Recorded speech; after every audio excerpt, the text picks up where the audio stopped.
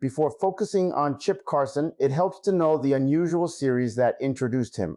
Not Quite Human was a family science fiction television movie released in 1987. It was followed by Not Quite Human 2 in 1989 and Still Not Quite Human in 1992. Together, the three movies follow the same android as he moves from a protected experiment into school, college, relationships, danger, and a more independent sense of self. The films came from Walt Disney Television and were based on a young adult book series by Seth McAvoy.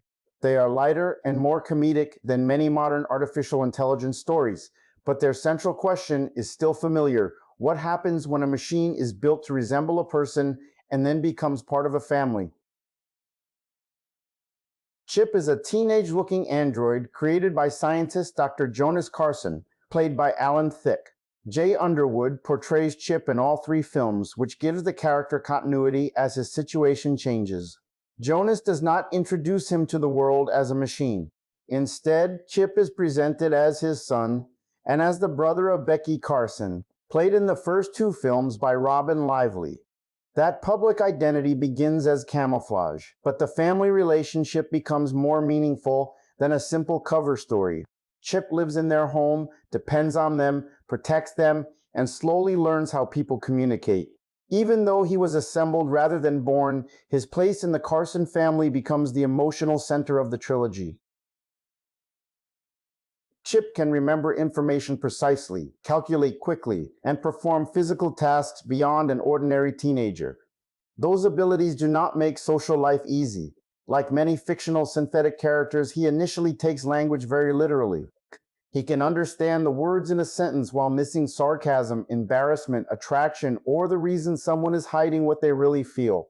The comedy often comes from that gap, but the gap also gives Chip room to develop. Each misunderstanding becomes experience. Each relationship gives him more context. By the later films, he is not merely repeating rules supplied by Jonas. He is combining memory, observation, loyalty, and judgment in ways that look increasingly personal. The first Not Quite Human sends Chip to high school with Becky so Jonas can observe whether an android can function among human teenagers. School gives the story a useful testing ground because young people are already trying to understand identity, popularity, rules, and independence. Chip's unusual behavior sometimes makes him look awkward, but it can also make him unexpectedly honest.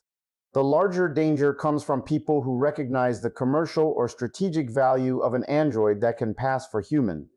That conflict establishes an idea repeated across the trilogy. Chip's greatest risk is not that he will become dangerous. It is that other people will treat him as technology they have a right to own, copy, or exploit. Not Quite Human 2 moves Chip into college and gives him more freedom from Jonas. That change matters because a being cannot truly grow if every decision is made by its creator. Chip faces ordinary college problems alongside problems unique to an artificial person. A computer virus shows that his body and mind have technical vulnerabilities, while life away from home forces him to make choices without immediate parental guidance. The movie still uses comedy, but it expands the character's world. Chip is no longer just learning how to imitate a high school student. He is learning how to manage independence, recognize danger, form attachments, and decide what kind of person he wants to be.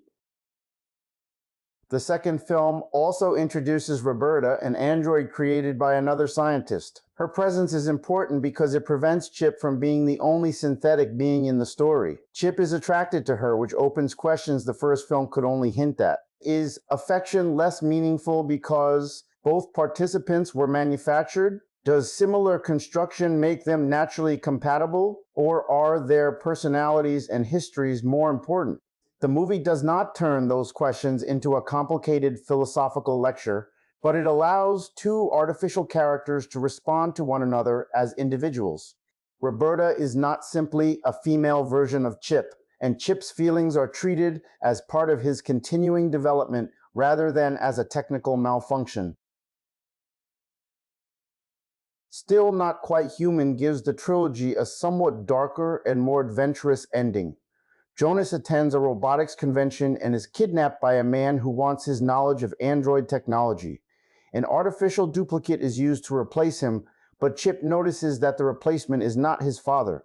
This reverses the original relationship. Jonas once protected a newly created Chip from the world. Now Chip must recognize deception, organize help, and rescue Jonas. His motivation is not presented as a laboratory command. It grows from trust and family loyalty accumulated across the series. By the third movie, Chip is capable of protecting the person who created him, which makes him feel much less like a project and much more like a son. The film trilogy was adapted from 6 young adult novels published in 1985 and 1986. In the books, Chip is younger when his story begins, while the movies make him look about 17 and move quickly toward high school and college situations.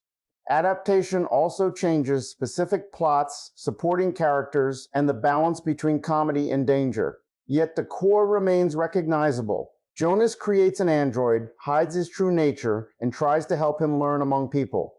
Chip's density, strength, memory, literal thinking, and vulnerability to technical problems all create story possibilities. The most important shared element is that his increasing ability to understand people comes from living with them rather than from receiving one perfect software update.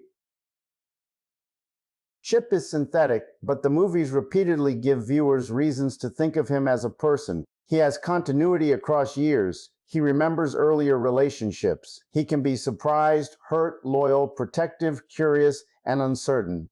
His abilities do not make him invulnerable, and his innocence does not prevent him from learning. Most importantly, his identity is not determined only by Jonas's original purpose. The trilogy lets Chip move into situations his creator did not fully control. That independence is limited by the family-friendly format, but it is still meaningful. A tool is usually valued for what it does. Chip becomes valued for who he is to the people around him. The not quite human films are not as widely remembered as Knight Rider, Star Trek, Terminator, or the largest science fiction franchises. That is exactly why Chip belongs in this series. He represents a gentler branch of synthetic character history, an android who enters society through school and family rather than through war or corporate labor. The movies also form a complete miniature life progression, from supervised experiment to college student to rescuer.